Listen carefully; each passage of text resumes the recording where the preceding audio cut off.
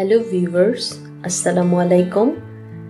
আজকে আমি আপনাদেরকে দেখাবো একটি কেকের রেসিপি এবং আমার আজকের রেসিপিটির নাম হচ্ছে প্লেন কেক বা স্পঞ্জ কেকের রেসিপি।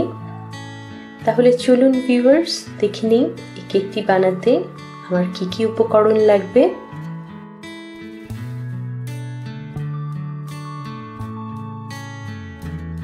কেক বানানোর জন্য এখানে ময়দা নিয়েছি 1 কাপ, গুঁড়া চিনি নিয়েছি 1 কাপ।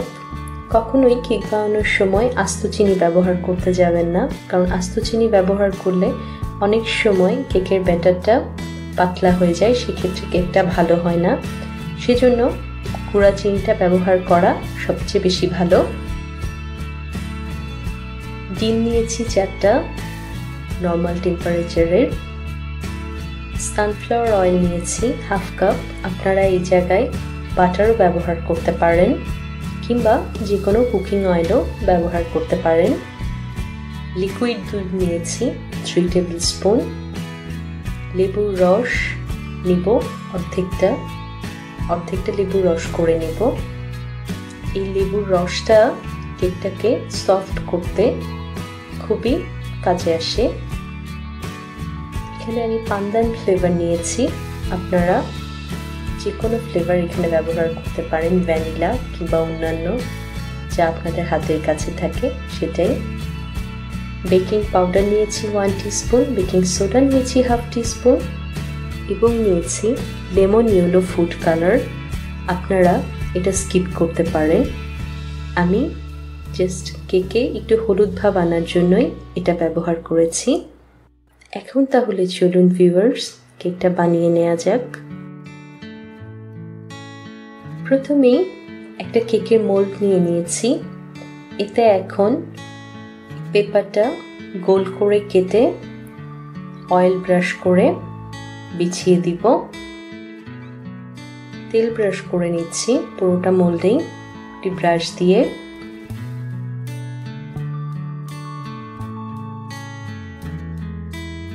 পরে পেপারটা দিয়ে দিলাম।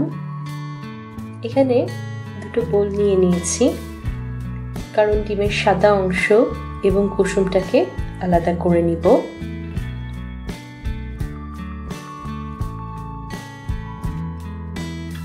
আলাদা করে নিয়েছি অলরেডি। এখন ডিমের কুসুমটার সাথে গুঁড়া চিনিটা দিয়ে ভালোভাবে মিক্স করে নিতে হবে। সাথে দিয়ে দিলাম তেলটা।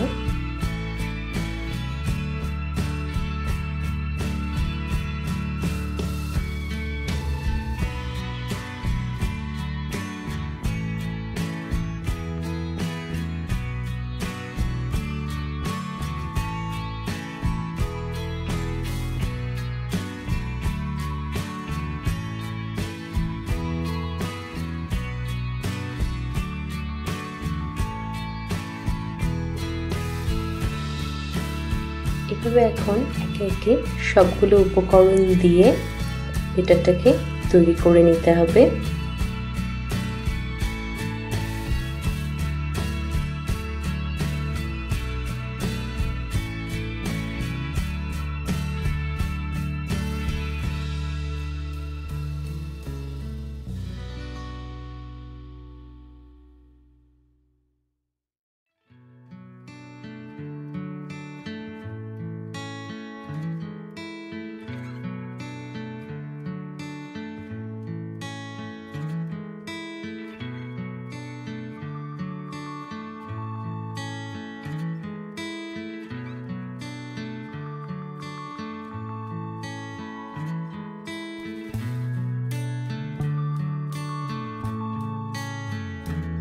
সবগুলো উপকরণ দিয়ে এখন ব্যাটারটাকে ভালোভাবে মিক্স করে নিলাম। এখন সেই ডিমের সাদা অংশটাকে বিট করে নিচ্ছি একটি ইলেকট্রিক বিটার দিয়ে। অবশ্যই সবসময় এটা খেয়াল করবেন যে কেকের ব্যাটারটা তৈরি করে তারপর কেকটা বসানোর আগে কিংবা কেকটা চুলায় কিংবা ওভেনে যেখানে বেক করুন সেখানে দেওয়ার আগে ডিমের সাদা অংশটাকে ফোম করে নিতে হবে। আগে থেকে ফোম করে রাখবেন না, তাহলে কিন্তু ফোমটা চুপসে যায় আর কেকটাও অনেক সময় ভালো হয় না। সেজন্য একদম লাস্টেই ফোমটা তৈরি করবেন। দেখুন আমার ফোমটা তৈরি হয়ে গেছে। এখন কেকের ব্যাটারটার সাথে বেকিং সোডাটা মিক্স করে দিচ্ছি এবং ডিমের সাদা অংশের ফোমটাও মিক্স করে নিচ্ছি।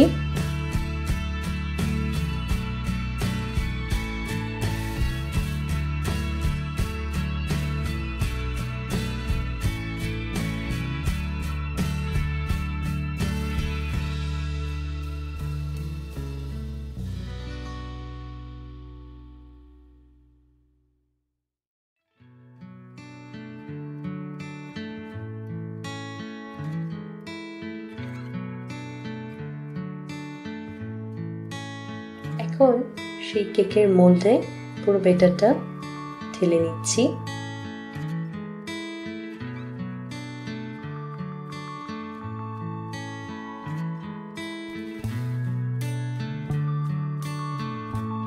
একটি হাঁড়িতে এখন লবণ দিয়ে দিচ্ছি।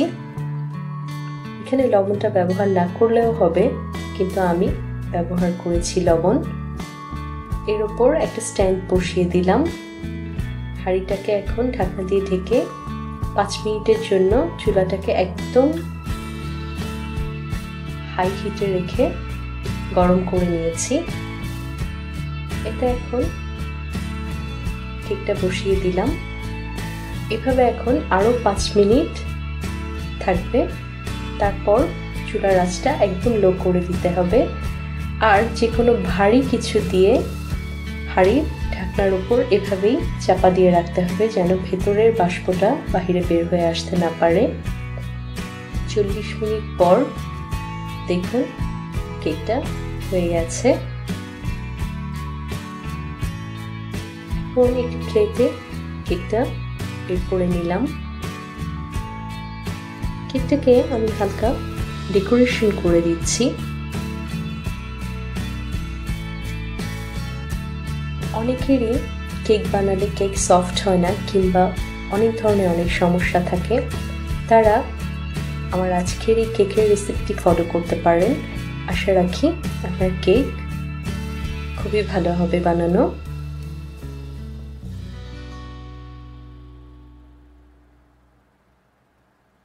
দেখুন ভিউয়ার্স, কেকটা কতটা সফট এবং স্পঞ্জি হয়েছে। আমার আজকের এই কেকের রেসিপিটি আপনাদের কাছে কেমন লাগলো আমাকে জানাতে ভুলবেন না কমেন্ট করে, এবং প্রতি সপ্তাহে নতুন সব রান্নার রেসিপি পাওয়ার জন্য জারাস রেসিপির সাথেই থাকুন সব সময়। আল্লাহ হাফেজ।